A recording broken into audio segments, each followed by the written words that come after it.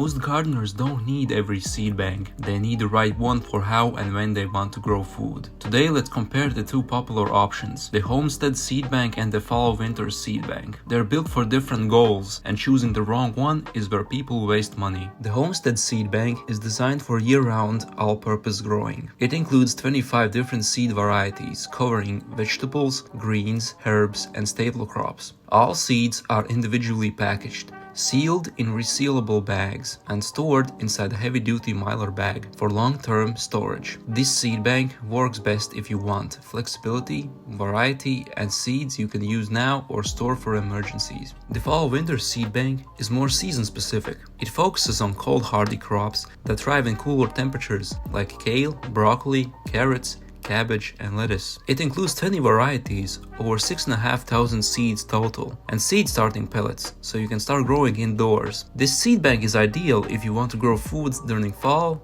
winter, or early spring. So which one should you choose? Choose the Homestead seed bank if you want a wide variety, long-term storage, and flexibility across seasons. Choose the fall and winter seed bank if you're focused on cold weather crops and growing during cooler months. Neither option is better. They're simply built for different gardening goals. The biggest beginner mistake isn't buying the wrong seeds. It's buying seeds that don't match how you grow. Pick the seed bank that fits your season and climate, and you'll get far better results. If you want the full breakdown and links, I put everything in a simple comparison on the blog.